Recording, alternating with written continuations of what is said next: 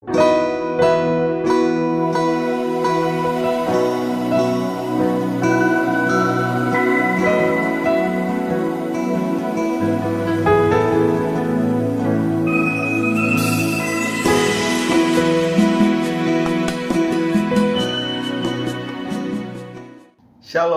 bertemu kembali dalam program Sekolah Sahabat 5 Menit bersama Gereja Masihi Advent Hari ke-7 Jemaat Menteng Jakarta, di mana program ini dihadirkan setiap hari untuk memastikan jantung kerohanian kita tetap berdetak.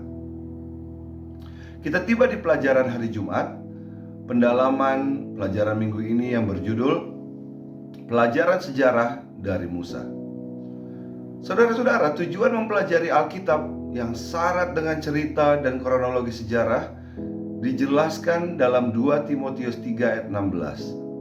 Segala tulisan yang diilhamkan Allah memang bermanfaat untuk mengajar, untuk menyatakan kesalahan, untuk memperbaiki kelakuan, dan untuk mendidik orang dalam kebenaran. Tetapi dunia semakin jauh daripada harapan Tuhan untuk mendapatkan kebenaran yang sejati. Jauh dari harapan Tuhan untuk menjalin hubungan antara manusia dengan Tuhan melalui doa dan meneliti firman-Nya. Saudara-saudara mungkin sudah pernah mendengar bahwa dimulai abad ke-20 itu ada satu isme atau ideologi baru yang disebut postmodernisme. Dalam bahasa Inggris mungkin lebih familiar yang dikatakan oleh postmodernism.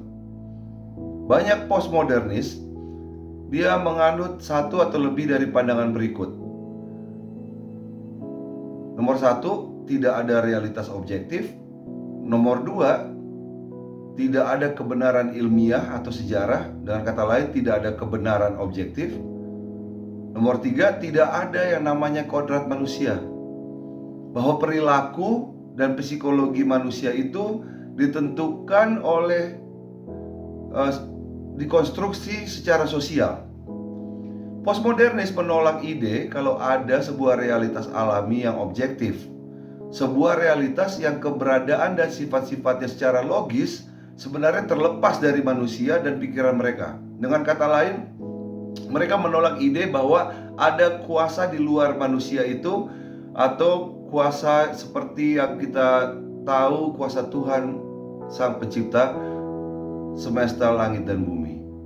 Menurut postmodernis juga, keadaan nyata di sekitar kita itu adalah hanya konstruksi konseptual yang dibuat dari praktek ilmiah dan bahasa saja.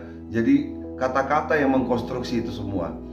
Poin ini juga berlaku untuk penyelidikan peristiwa masa lalu oleh para sejarawan. Postmodernis juga menyangkal bahwa ada kebenaran yang objektif. Saya bisa memberikan beberapa contoh yang sederhana. Seperti adanya peristiwa Soekarno membacakan proklamasi kemerdekaan di tanggal 17 Agustus 1945. Nah, buat postmodernis, hal itu boleh benar dan boleh salah, terserah masing-masing individu. Contoh pandangan mereka yang lain yang lebih dahsyat, yang sudah mulai banyak dipraktekkan di negara-negara tertentu. Seseorang sekarang boleh menyatakan dirinya itu sebagai laki-laki atau perempuan tanpa harus melihat secara biologis apakah mereka lahir dengan alat kelamin tertentu. Seorang anak bebas nanti memilih apa gender atau jenis kelaminnya. Jadi dengan kata lain, kebenaran itu diserahkan ke masing-masing individu, dan masing-masing boleh menerapkan peraturannya masing-masing terhadap kenyataan yang diciptakan masing-masing individu itu.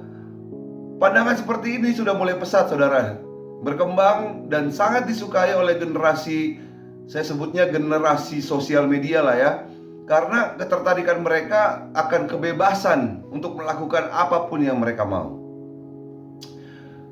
Jadi saya melihatnya, apakah ini sebentuk dari bentuk yang sama dari kejahatan musuh-musuh Israel yang dalam kitab Ulangan, ketika kita mendengarkan Musa menceritakan bagaimana bangsa-bangsa penyembah ilah dan Allah lain dengan segala tingkah lakunya yang jahat di mata Tuhan dihancurkan.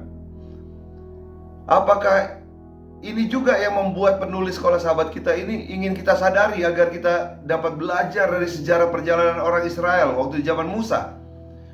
Apakah kehancuran yang sama akan menjadi bagian orang-orang masa kini yang dengan bentuk ideologis mereka yang semakin mengandalkan diri mereka sebagai berhala baru, sehingga buah yang dihasilkan tidak ada bedanya dengan buah yang dihasilkan oleh bangsa-bangsa penyembah berhala zaman dulu? Buah percabulan dan kehidupan tanpa tujuan?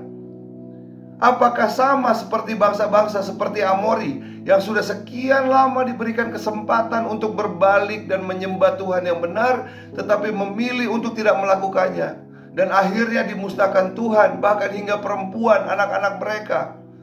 Juga akan berlaku kepada orang-orang yang membuat ideologi-ideologi penyembahan serupa dalam bentuk berhala yang berbeda di zaman modern ini.